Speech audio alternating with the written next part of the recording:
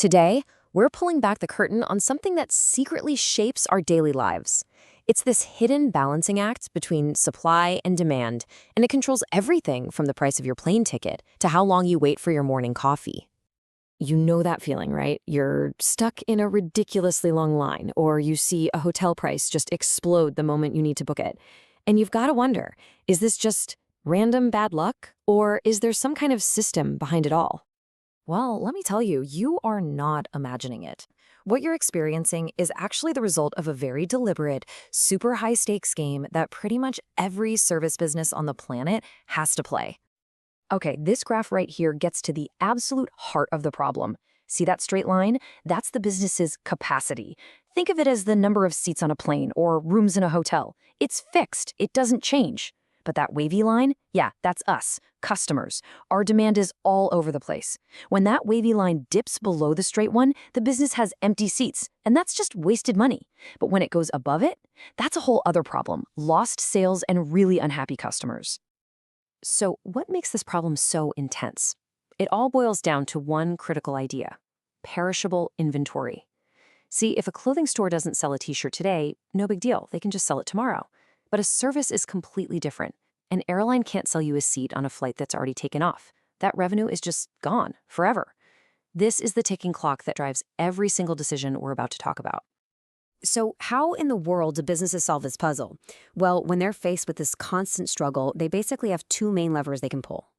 And here they are. A business can either change itself to try and match what customers want, that's adjusting capacity, or it can try to change the customer's behavior to better fit its own limits. That's shaping demand. These are two totally different ways of thinking about the problem. All right, let's dig into that first approach, changing the business to be more flexible and meet us where we are. You know, the most basic way to adjust your capacity is to just stretch it. Picture a crowded subway car during rush hour. They're not adding more trains to the line, they're just packing more people into the ones they already have. It's a quick and dirty fix for a sudden spike in demand. But it goes way beyond just stretching. Businesses have a whole toolkit for this. They bring in part-time workers during the holiday rush. Think about all those seasonal UPS drivers. They cross-train their staff, so a restaurant server can jump in and help in the kitchen if things get crazy. They even do clever things like sharing facilities, like a school that lets a church use its hall on the weekends. And of course, the smartest ones schedule all their maintenance during the slow seasons so they're at 100% when demand is through the roof. Okay, but what if you can't hire more people or find another building? Well, then you have to flip the script. Instead of changing your business to fit the customer, you try to change the customer to fit your business.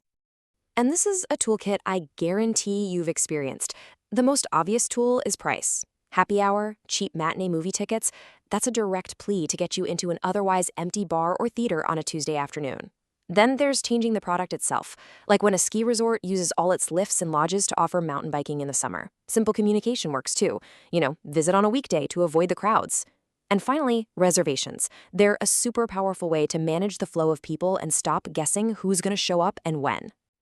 But what happens when, even with all these strategies, demand still crushes capacity? Well, you get the one thing everybody hates: a line. And believe it or not, managing that line is a true art form.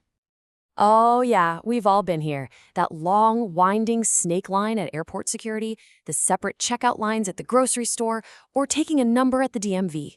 Each of these setups is a very specific choice, and it's designed to manage everything from fairness and efficiency to our own psychology. And this brings up a really interesting question. We all think we just want the fastest line possible, right? But what businesses have figured out is that what we really want is the line that feels the best. And absolutely nobody on earth understands this better than Disney. They are the undisputed masters of the queue. They figured out a long time ago that a 30-minute wait can feel like an eternity if you're just standing there bored.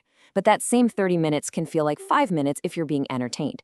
It's not about how long you wait, it's about how long it feels like you wait. It really all comes down to psychology. We know that unoccupied time just drags on. That's why there are always TVs in waiting rooms. An unexplained delay feels way more frustrating than one where they tell you what's going on. And, oh my gosh, nothing is worse than an unfair wait.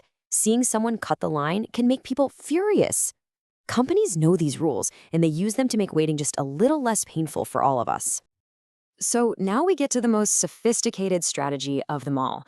This is where data, pricing, and psychology all come together in one powerful tool called yield management. At its core, yield management is all about squeezing the most possible revenue out of a fixed, perishable thing. Remember that empty airline seat we talked about? This is the science of making sure that seat gets sold to the right person at the right time for the absolute highest price the market is willing to pay. Look at this. It makes it so clear. Imagine a 200-room hotel. If they just charge the full price, maybe they sell 100 rooms and make 20 grand. Okay, if they discount every single room just to fill the place up, they also make 20 grand. But with yield management, they can do both at the exact same time. They sell 80 rooms at full price to business travelers who book last minute, and the other 120 rooms at a big discount to tourists who planned ahead. And the result? Over $25,000. That is the power of this strategy. Now, this magic doesn't work for every business. It's really best when you've got that fixed capacity, that perishable inventory, and, this is key, different types of customers who are willing to pay very different prices. It also helps a ton when it costs almost nothing to sell one more seat, and when you sell things in advance, which gives you time to play with the prices as the date gets closer.